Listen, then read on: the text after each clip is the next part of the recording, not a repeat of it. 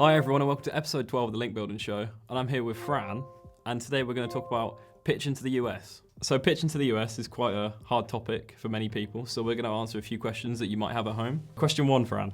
So question 1 is, how do you decide which time to send pitchings considering the time difference? The main thing to consider is just the fact that there is 3 different time zones in the US, and therefore the times to pitch can be very different based on where you have to send it. And we learned that the best times to send pitches in general, everywhere in the world, is about early morning, so maybe 8 a.m., 9 a.m., up until maybe 10 maximum, and then maybe early afternoon. But obviously morning is the best. So, for example, if you would like to send something to New York, you have to consider that there's 6 hours difference between New York and the UK. Therefore, you take the time that it is and just subtract 6 hours. So if you want to pitch to New York and you want to send something at 9 a.m., you might want to pitch at 1 p.m. UK time, and then goes for Central America and the West Coast, so 7 and then 8 hours, which is the time difference. But if you want to send something nationwide, you might want to pitch at a time which is doable for the whole country, which can be a bit tricky since, the 3 hours time difference between one coast to the other. So that situation, what I usually do is send at the time which is 9 a.m. in California and around 12 p.m. in New York. So at about 5 p.m. or around that time. I think what I will add, if you're not sure about time zones, just give it a quick Google, really, that's all you got to do. And that will come up with all the information you need. It will show, it's very easy. If you want to say you want to send something out in, 9 a.m. Ohio, if you search 9 a.m. Ohio, it will show you the time in UK time, on the top line of Google, so it's really helpful. And then as many times as you do it, it just gets wired into your brain.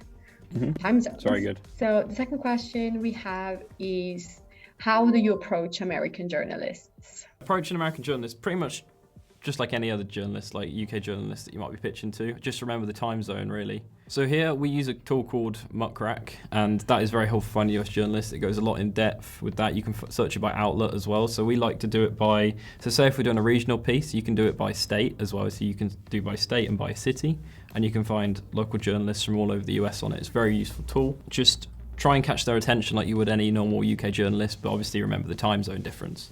Something else that you might take into consideration when, for example, writing a release which is directed directly to US journalists is to check your spelling, because some words are usually obviously spelled different in American English, and that's just a nice touch that you can put to show them that the release was written for them and not just adapted to them. You know what I mean?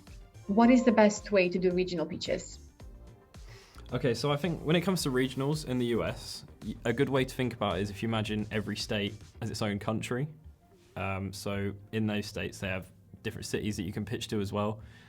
So I think if you get a top 10 or a bottom 10 of states, I like to pitch to every single state in that list, because even a top 10 mention will attract journalists' attention, especially if you put that state or city in the headline. I think also bottom 10, or people also like to read bad news, unfortunately, about their area or whatever, and they like to post that.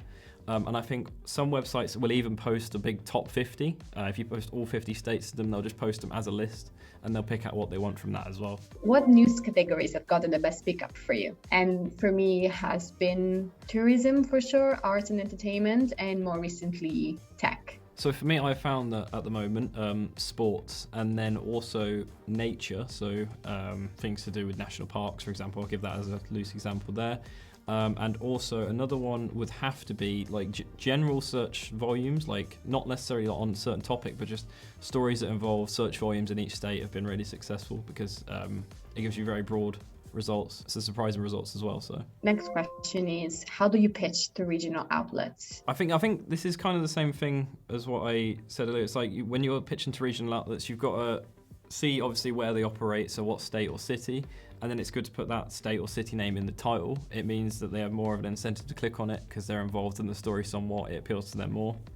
So I think that's what I try and do. I try and fit the area name in the title somehow. Another thing that it's helpful, even maybe when you're doing a resend and you don't want to be too obvious, maybe even on the first few lines, when even before the full campaigns, just writing something like, we discovered something about your area, your city, your state, which might be insightful for you, and there you go.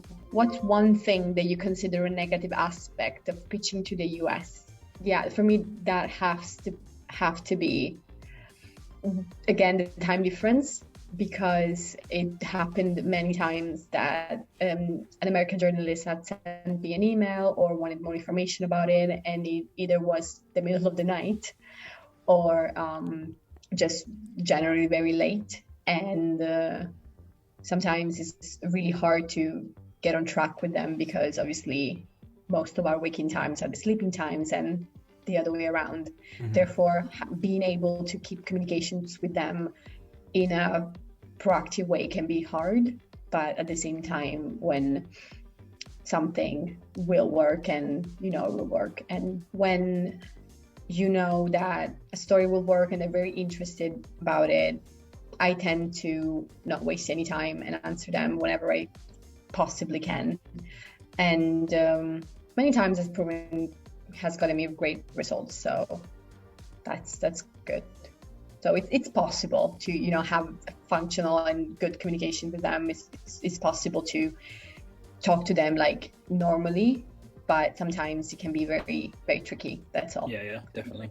Yeah, and I think to add on to that myself, I think the time zone thing, obviously, if you're pitching to the UK, you only have to really worry about one time zone. I think with the US, 4 is a lot to worry about. But I think the way you can solve that is just splitting up your sends to just maximize outreach and just get the most amount of links you can. Not another bad thing about pitching to the US, about another maybe tricky thing about pitching in the US is that as Europeans, we don't always know what works or what doesn't. I mean, we can study and we can be very informed about what works and what doesn't, but at the same time, if you don't live within a situation, maybe you're not, it's just impossible to know everything. And I reckon that we do very well regardless of this, but at the same time, having a bit of first-hand experience might be really good. That's why it's really good to have some people in our team which have had the hands-on experience, and which helps a lot. And that's what makes us a great team anyway. Okay, everyone, thanks for tuning in to this episode of the Link Building Show. We hope we helped you out, and we'll see you in the next one.